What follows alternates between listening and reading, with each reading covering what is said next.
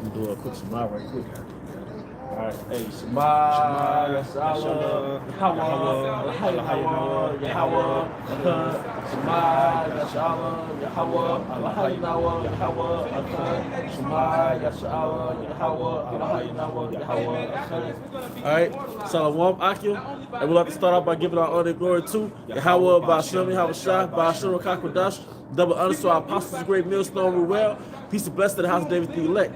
All right, I'm Zahab, to my right. All right, and today we're going to go into a topic entitled Trust the Most High's Timing, or Trust in the Most High's Timing, you know, either or. All right, and that's the beauty of this journey that we're on. He's grooming us to trust in his timing, because, you know, you watch these motivational videos, it's a motivational video with their title, or similar to that title, but it's something that you can put into context of what we got going on in this truth, man. Because the Most High can show you that I got you, but he'll sit there and wait. Because, you know, when you first, you'll start out with strong faith, but then when the Most High delay his coming, that's why he said, shall I find faith on earth? Right. You know? So, because when Most High delayeth his coming, that's when people they begin to become faint. Yep. That delay. That's how they have a lot of movies. You know, the bad guy has the girl locked up, entangled, and she knows the superhero's gonna come. But it's like, okay, when is it gonna come? The bad guy got the chainsaw now. When the superhero gonna come? In the majority of the movies, you never understand the moral to the story until you get to the end. So, hey, that's the opening of this live stream. You got this. It's the book of Habakkuk, chapter 2, verse 2. It says, and the Lord answered me and said, write the vision and make it plain upon tables, that he may run that readeth it. Yep. For the vision is yet for an appointed time, but at the end it shall speak and not lie. And the vision is speaking now. The vision are the prophecies. All right? And the prophecies are speaking now. We're the Most High press play on the prophecies. All right? Hey, Shalom. How about Shema Shah Barakatah? Hey, Shalom. But the Most High press play on the prophecies, man. So we're living in a time that we're reading about. We're reading about us. I'm willing is us. We're reading about it, you know? But if you could continue on, Habakkuk before we go to scripture. The point is in verse 4. Yep. It says, but at the end it shall speak and not lie. Like you said, we're going to learn in the last, when it's all over, all right? Though it tarry, wait for it. Though it tarry, wait for it, man. We got to trust in Yahweh Shah's timing. Like the apostles, what they spoke on, what they experienced before the year 2000. All right, everybody thought the Lord was going to come back in the year 2000. That's right. Though it tarry, wait for it. And because a great sifting had to come. Because truth be told, even though there were a great majority of Israelites who came into the faith at that particular time, the Heavenly Father discarded of the great majority of those individuals. Yep. So that meant what? That it wasn't the time. Yep. Because he had to go through a sifting process. Yep. Even you go back into the time of the Exodus, when the children of Israel wandered around in the wilderness, they had to not see the promised land. Yep. They had not to go into what you would call the kingdom. They had to be put away. Yep. So the Heavenly Father, all things move on his time, although time still steady progresses. So a very valuable trait to have is patience. And align your spirit up with his timing. Like, I don't know when he's coming, but he said it was coming. And we trust him. You know? It says, though it tarry, wait for it, because it will surely come and will not tarry. Yep. Behold, his soul which is uplifted. Salakia, behold, his soul which is lifted up is not upright in him. Talking about the nation of Edom. Yep. But the just shall live by his faith. But the just shall live by his faith. And we are coming into a time where we're unplugged from the grid, and we're going to have to live and breathe on our faith, man. We don't know how our family's going to react. You don't know if your wife's going to be with you to the end. You don't know if she's going to take the little ones. We don't know. But we're going to live by our faith.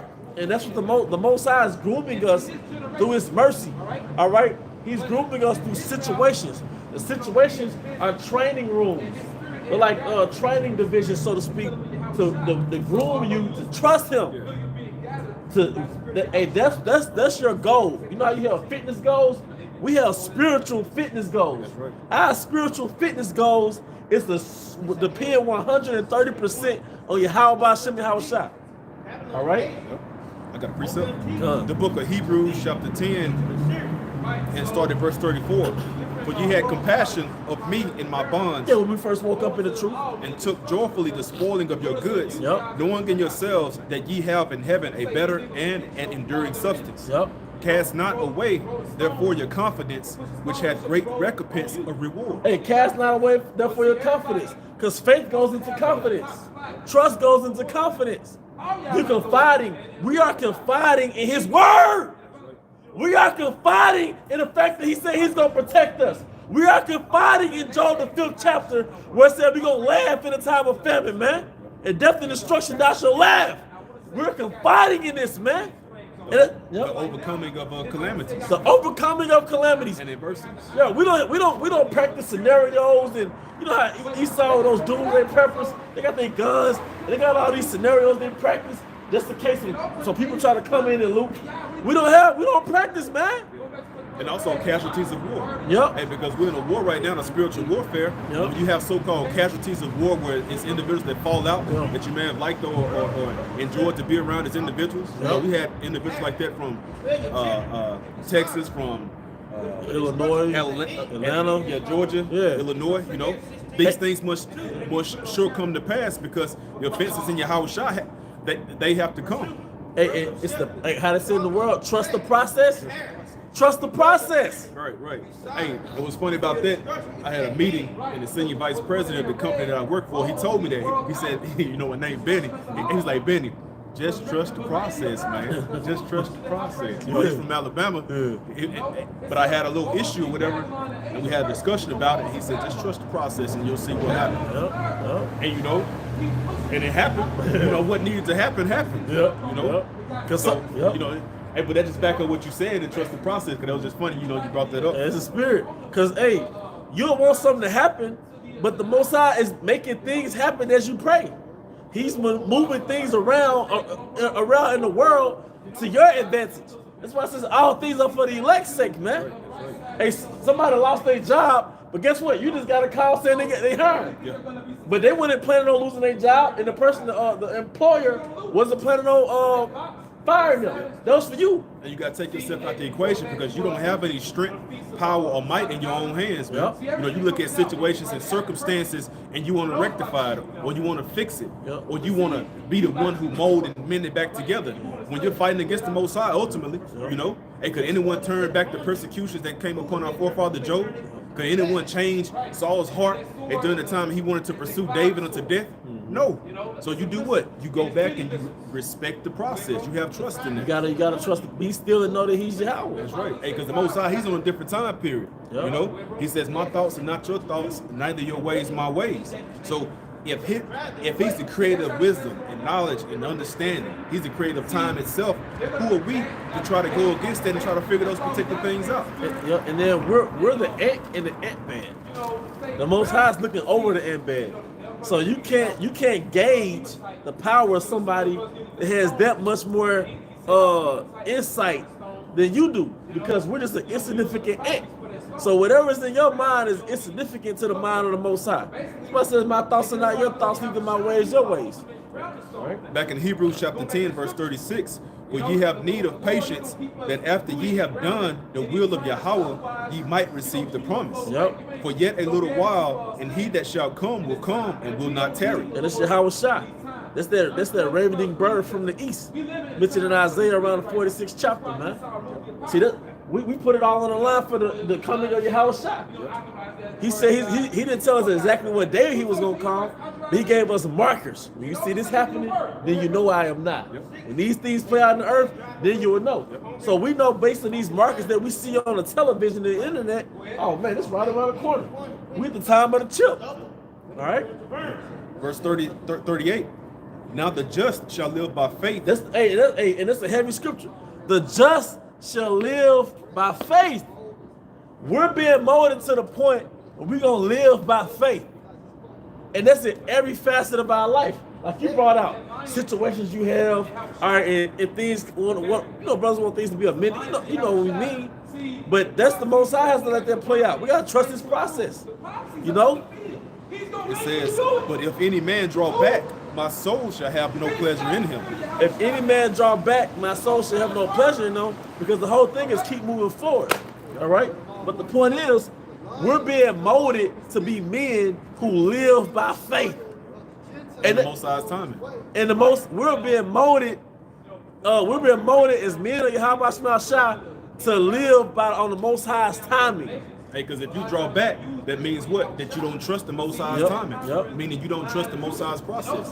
So if you're leaning unto your own understanding and not trusting the process that was handed down from you on high, then do what? He that leads to his own understanding shall be destroyed, man. Because you might say, okay, I'm not gonna get the jab, right? I'm not gonna get the jab, but if the Lord will intervene in 3 weeks, I'm gonna take it. You're not trusting him. Who are you to give him a time? The year 2000. If the Lord will come back the year 2000, I'm out of here. I'm out of here. I'm going back to college. Who are you? He said he would come. Hey, we have so much that we got to work on within ourselves when it comes to aligning ourselves up with the will of Yahweh Shai. Yeah, we out here teaching, but we got to live this on a Monday, Tuesday, Wednesday basis, man. The Most High, I always putting you in circumstances that's really forcing you to trust His will. All right? It says, "Be ye still and know that I am Yahweh." Yep. Can you get got some? Kind of. Okay, cool. Just going back into the word and how sealed verses in the time. This Daniel 12:8-9. And I heard, but I understood not. Then said I, O my Lord, what shall be the end of these things? And he said, Go thy way, Daniel, for the words are closed up and sealed to the time of the end. Just going back to the Most High's time. Hey. You gotta, the Most High is forging you to be a man who relies solely on His time. And it takes a divine trait to ignore what everybody is saying around you and look forward to Yahweh Shai. Because we know it's finna get nasty when decisions gonna have to be made about are you gonna take the jab. All right? Decisions gonna be made about the livelihood of the family based on if we gonna take this jab or not, man. And you already know, I don't know how it's gonna play out, but you already know that I'm not doing that. I'm just gonna trust on the Most High. You know? Quick precept. All right, 2nd Ezra chapter 4 and verse 45. I started 44. Then answered I and said, If I have found favor in thy sight, and if it be possible, and if I be meet therefore, show me then whether there be more to come than is past, or more past than is to come. Just showing that the prophet Ezra, he inquired of the angel on the Most High's timing. Was there more that is for to come to pass, or am I living the current time to where the end is not right now? Because when you know what the Most High has prepared for you, then you know what position you stand in currently. And then you understand, okay, the Most High, just as you mentioned earlier, going into how the scriptures talk about how wicked generation seeketh after a sign, but the Heavenly Father, through His only begotten Son, left us little tokens. He left us little visions and things that were supposed to put us in remembrance. Okay, it is not even at the door. And that's what the prophet Ezra was inquiring about, because all spiritual men have a spiritual watch, because the time from the heavens up above is different than the time here on earth. The earth time is nothing but a 24-hour lustful clock. It's nothing but 24 hours to fulfill the carnal flesh. But the Heavenly Father's spiritual clock puts you on His timing to where you know that when them clouds crack, you know this is it. This is it. So we're on this journey. You have markers on the journey to tell you how close you are to the end of your journey. That's right. We're witnessing a marker on this journey that is a great indicator that the end is near. All right, when it comes to that jab, man. All right. And even if you want to leave Jackson, Mississippi and go to Memphis, Tennessee, you have what the highway department road system called highway markers or mile markers. So let you know you're 1.7, 2.7, 3.7, such and so on and so forth, miles away from what? Your ultimate destination. Our ultimate destination is not only to receive that penny, which is the token of the kingdom, but to physically receive that kingdom, man. Hey, because we're going to be joint heirs with Yahweh Shai. But it's all upon the timing of Yahweh Shai. Because His only begotten Son don't know the time. The angels in the heavens up above don't know the time. But we were given those tokens that remedy, right? It remedies our spirits to move according to the Heavenly Father's time period. And that's why the disciples, when they saw Yahweh Shai, it's like, with this time restored, get the kingdom of heaven. Hey, you got to trust the process. Hey, but then, the falling away had to happen. The Roman Empire had to temporarily get this sacked or destroyed, then we have to rule for 1,000 years, but then we have to lose our position. They have to come back as the Renaissance, the global slave trade to take place. But they was hasted. Like, they wanted to happen now. Like it was broken down to Ezra, all right? Can you force the process of a woman giving birth? She has to go through that process, man. All right? 1 Peter 4:18. You know, hey, we are being crafted and groomed. How about Shema willing to be men who solely rely on his word? That's the spiritual fitness goal of a man of the Lord. Is to be a man who solely relies on the timing of Yahweh Shema, his power. You know? All right. This is the book of 1 Peter chapter 4, verse 18. And if the righteous scarcely be saved, where shall the ungodly and the sinner appear? And the righteous gonna scarcely be saved. So he's already telling you, you will be delivered, but you're gonna be scarcely delivered. You're gonna look up in the side, you're gonna see the missiles. You're like, damn, am I gonna get delivered? Yeah. And that's when you're gonna get delivered. Yeah. Hey, because you're not gonna know it until it happens. Yep. Until you beamed up, that's when you're gonna know it. Yep. You know? But death can be imminent. Yep. Death can be closer to you than this brother is standing to me. Yep. You know, but the righteous shall scarcely be saved in that instance. Yep. Hey, we're being crafted and groomed to rely and trust on Yahweh Shema's timing, man. And the process can be uncomfortable, but the things that make it more comfortable is you understand why it's happening. Why is my life always on the edge? Why am I always barely making it? Now, some brothers are more than barely making it. Some brothers, they're doing okay. But just in general, why am I always put in situations where I don't know the outcome of it? The Most High is grooming you to trust him. Because in the end, in the near future, we're going to be in uncomfortable situations where we're going to have to trust him, man. All right? This is the book of 1 Corinthians chapter 15, verse 52. In a moment, in the twinkling of an eye, at the last trump, for the trumpet shall sound, and the dead shall be raised incorruptible, and we shall be changed. And we shall be changed, man. And those new bodies. Hey, that's why we put away with this kingdom. That's why we're not making the effort to be successful in this kingdom. We put it all on the line for this. Because you got people who are successful that's getting their leg amputated. You got millionaires, all right, they got to have doctors to come see them. They overweight, they obese, they suffer from depression. We get these new bodies, man. We put it all on the line for the kingdom. They have these celestial, terrestrial bodies.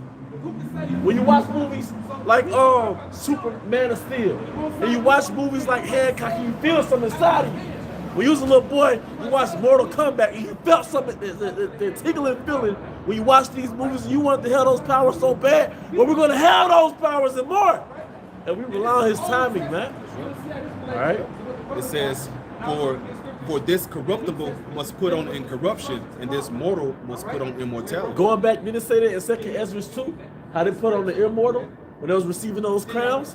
They took off, roughly paraphrasing, they took off the mortal and replaced that with the immortal, man. Mortal clothing. Those mortal clothing, the immortal clothing, man. We're going to be the immortals. We're real close to it. So we got to go through the bitterness, but along that bitterness, what does it say in 1 Corinthians 10 and 13? Hey, the Most High is going to give you a way to escape. So we got to trust that. We can close it off. We can close it out with Psalm 46 and 10. And we're constantly going through situations where we gotta compose our spirit, because sometimes you get antsy and panicky, and you get anxious, whether it's your own personal financial situation or things going on around you and whatever it may be. Hey, but you gotta force it is already written. You gotta understand that the outcome is already written. All right. This is the book of Psalms, chapter 46 and verse 10. It says, "Be still and know that I am Yahweh Bashem Yahushua." Be still, because it's gonna get anxious. It's gonna get shaky. Because King David got shaky, but then he saw the deliverance of Yahweh Bashem Yahushua. All right, the Most High defended him, pursuant to Psalm 17. All right, the chariots came, Psalm 18, something to that effect. The Most High delivered David, man. All right, so he's gonna deliver us. David's life was the blueprint for our life. That's why we're the house of David. All right? But pretty much, we got to be still and know that he's Yahweh Bashem Yahushua.